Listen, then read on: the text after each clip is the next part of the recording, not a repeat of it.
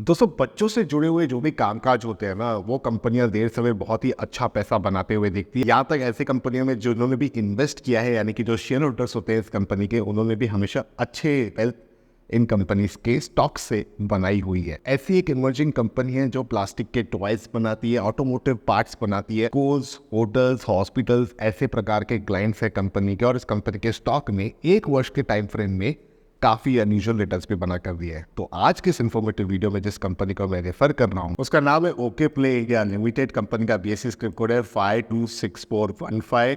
जिस समय मैं इस वीडियो को रिकॉर्ड कर रहा हूँ, कंपनी का मार्केट कैप है 487 करोड़ का, करंट प्राइस 184 रुपीज का है, 52 वीक हाई 187 का रिसेंटली कंपनी के स्टॉक में छुआ था, 67 रुपीज का 52 वीक लो है। किसी प्रकार के आप डिविडेंड ना एक्सपेक्ट करें दोस्तों, इमर्जिंग कंपनी है। यहाँ पर हल्का फुल्का डेट भी है, लेकिन डेट टू इक्विटी रेशो 1 के अंदर है, तो मैं कहूँगा ये ठीक ठाक बात है। 1 वर्ष के रिटर्न 188% के रहे और 3 वर्ष के रिटर्न यहाँ पर 119% के रहे, और ये कंपाउंडेड रिटर्न है दोस्तों।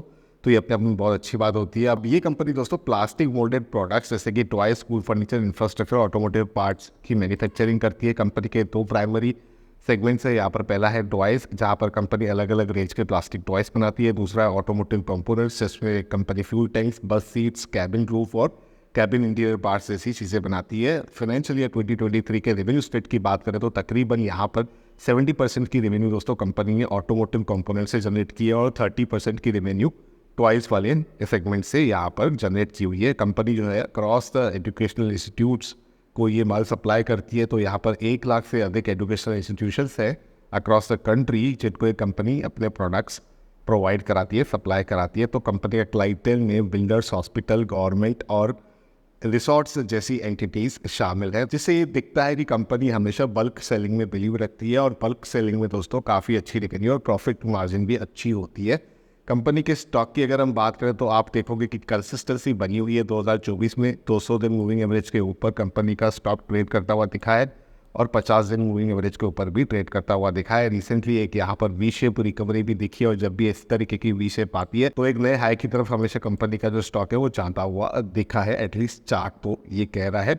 अब रिसेंटली कंपनी ने अपने क्वार्टरली नंबर्स को पब्लिश किया है दोस्तों। दिसंबर 2023 में 40.93 करोड़ की सेल्स को रिपोर्ट किया था। पिछले क्वार्टर में 40.31 करोड़ की थी। यहाँ पर अगर दिसंबर की बात करें तो 46.99 करोड़ की थी। देखने वाली बात यह कि मार्च 2022 से कंसिस्टेंटली कंपनी 40 से 50 करोड़ के नंबर को मेंटेन किए हुए है। तो ये भी एक कंसिस्टेंट नंबर है दोस्तों, इसको भी हमें अप्रिशिएट करना पड़ेगा। 20.77% के ऑपरेटिंग प्रॉफिट मार्जिन को कंपनी यहाँ पर इंजॉय करती है, और ये कहीं ना कहीं इंक्रीमेंटल स्टेज पे है। अगर हम मार्च 2023 से देखें तो यहाँ पर ट्रेंड आपको ऊपर का ही दिखेगा। नेट प्रॉफिट की बात करें तो कंपनी ने 1.07 करोड़ के नेट प्रॉफिट को रिपोर्ट किया है दिसंबर 2023 वाले क्वार्टर में, और यहाँ पर पिछले क्वार्टर में मात्र 41 लाख रुपए का था। तो 41 लाख से लेकर 1.7 करोड़ रुपए की एक बहुत ही बड़ी जर्नी कंपनी के स्टॉक ने यहाँ पर तय की है। तो ये भी एक इंक्रीमेंट स्टेज पे आपको दिखेगा अगर आप 2023 वाले नंबर्स को देख रहे हो। तो बैलेंस शीट में दोस्तों यहाँ पर रिजर्व्स मुझे 54 करोड़ के दिख रहे हैं। तो यहाँ पर पहले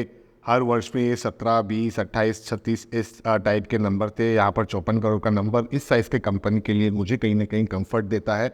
और यहाँ तक शेयर होल्डिंग पैटर्न की बात करें तो वो भी आपको ठीक ठाक दिखेगा। 44.82% की होल्डिंग प्रमोटर्स की है, 19.61% की होल्डिंग एफआईआईएस की है, यहाँ पर हल्की फुल्की होल्डिंग बीआईएस की भी है, और बाकी पब्लिक की है। जिससे ये पता चलता है कि सभी प्रकार के लोग ये मानते हैं कि ऐसे बिजनेस में कहीं ना कहीं अपॉर्चुनिटी होती है। आने वाले 1 डिकेड में कंपनी अगर अच्छा बिजनेस करती है, अच्छे प्रॉफिट मार्जिन को अपने मेंटेन रखती है, तो सर्टनली वो कहीं ना कहीं अच्छे रिटर्न्स बनाते हुए अपने निवेशकों को दे सकती है। लेकिन इसे किसी प्रकार की बाय सेल की रिकमेंडेशन नहीं समझेगा। बड़ा निवेश यूट्यूब चैनल पर केवल मैं इन्फॉर्मेशन और एजुकेशनल पर्पस के लिए आपके साथ वे सारी कंपनीज के कंटेंट को एक्सचेंज करता हूं, जिनके स्टॉक्स ने कम टाइम फ्रेम में अनयूजुअल रिटर्न्स बनाकर दिए हैं। और यहाँ पर ट्रिपल डिजिट के रिटर्न्स 1 वर्ष में अगर कोई कंपनी का स्टॉक बनाकर देता है तो वो अनयूजुअल होता है। आपको मेरा प्रयास पसंद आता है तो वीडियो को लाइक करें।